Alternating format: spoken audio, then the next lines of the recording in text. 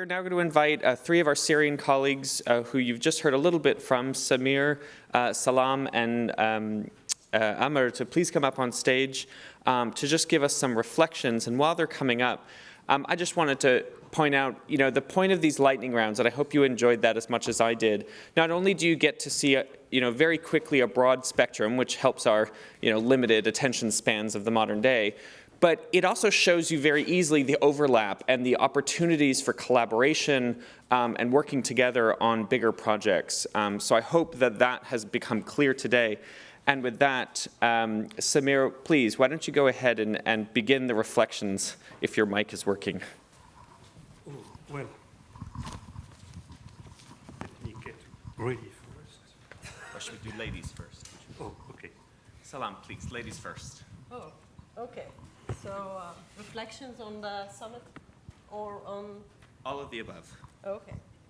Well, first I would like to thank ASOR, AIA, and EH, and above all, National Geographic. Thanks, Chris. Thanks, Gary, for having us here. It's always good to be back here and to get inspired by the yellow, what do you call it? Board. Okay.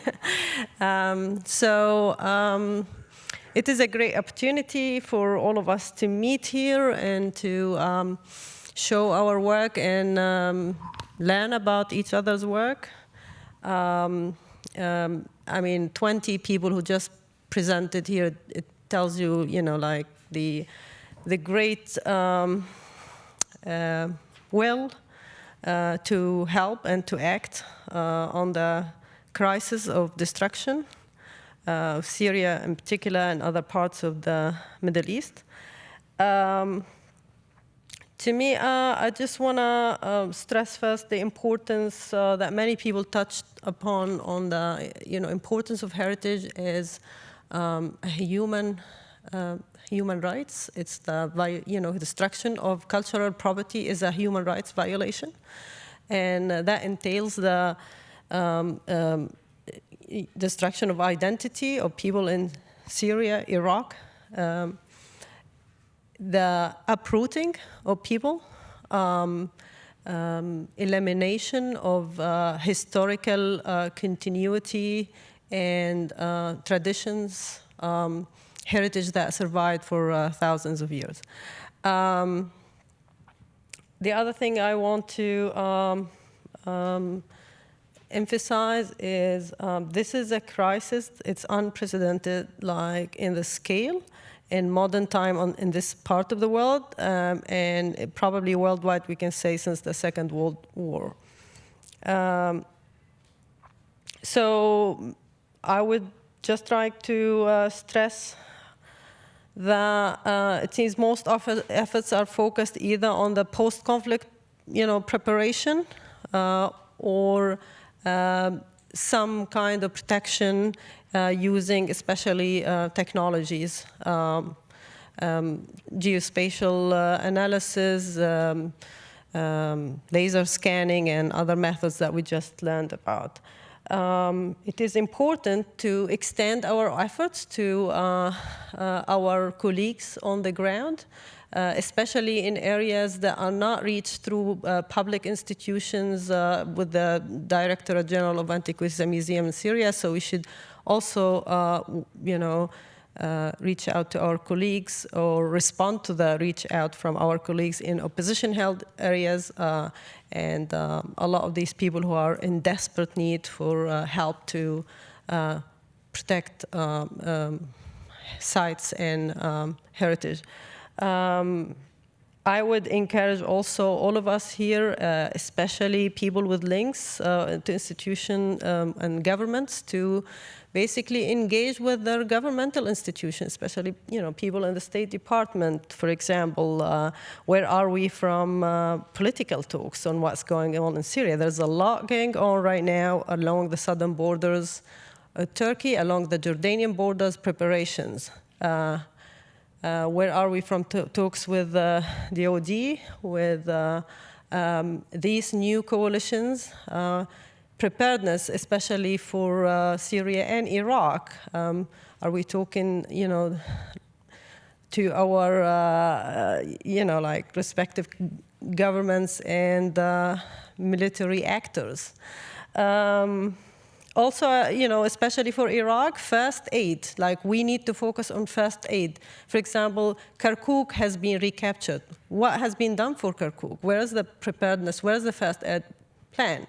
Our colleagues from the, from the Daesh-controlled area in northern Iraq, they're now refugees either in Erbil or in Baghdad or elsewhere.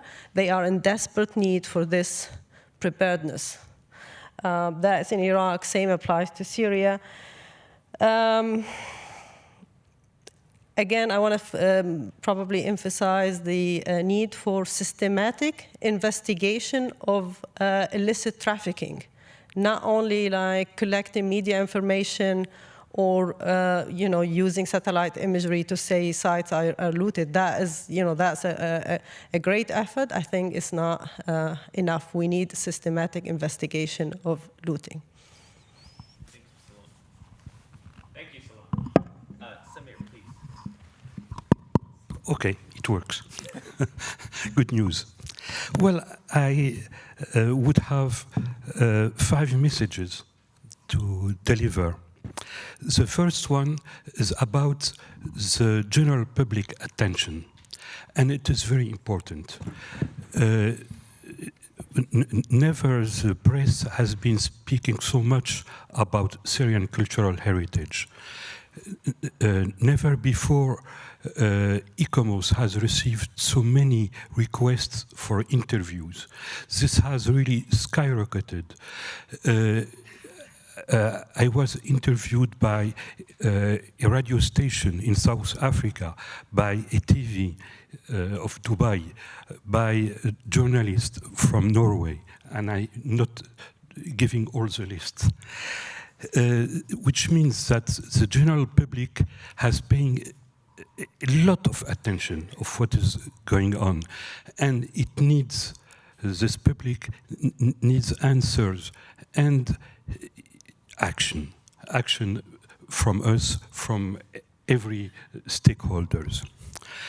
The second message is about the mobilization of the international community of professionals. You probably also lived the same things wherever you are, but in ICOMOS we stood for 1 minute of silence at our General Assembly last month in Japan in the memory of Khalid al-Assad. Other groups, scientific committees also had the same reactions. In one of them, about 60 messages of condolences were sent about Khalid al-Assad, and we of course conveyed that. People in ICOMOS has been asking me how we could create a Khalid al-Assad fund as well. So it has provoked an enormous mobilization and sense of something has to be done. Third message is about this very meeting, and I must say that I have been deeply happy to be witness of its success, because not only major institutions in the United States have been invited, government institutions, fund providing, academic institutions, non-profit organizations, but also foreign guests. I'm very thankful to be here, including UNESCO, ICOMOS, our German friends as well. And this has to be underlined, because the effort cannot be restricted to only one country. It has to be international. Now, About our composition in this meeting. You know, I'm coming. My parents were both archaeologists. I enormously enjoy the company of archaeologists, but I must say that the range of activities in cultural heritage is very wide, and we all collectively contributed to a very wide definition of what is cultural heritage.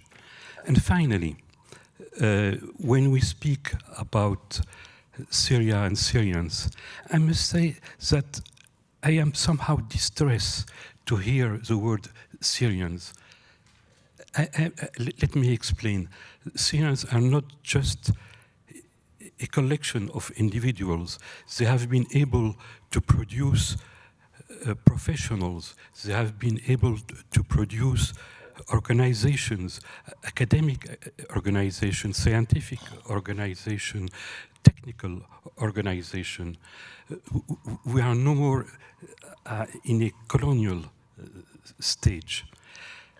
And what has to be underlined as well is that between Syrians, professional Syrians in the field of cultural heritage, you have much more links than you can suppose.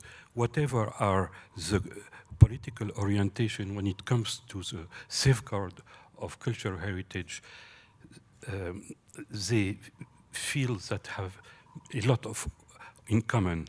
And this brings me to the conclusion that cultural heritage at large could be a common bond between all Syrians tomorrow in a future Syria. Thank you very much. Amr, please. Thank you, Samir. You gave me the perfect sort of link to my what I would like to say. So that's good, your closing remarks there. Since 2011, Syria has been in the grip of a terrible catastrophe and conflict that has resulted in the rupturing of Syrian society across every possible cleavage, horizontal, vertical. The divide that has opened up within this society is unimaginable and almost irreconcilable if you stand and see what's happening today.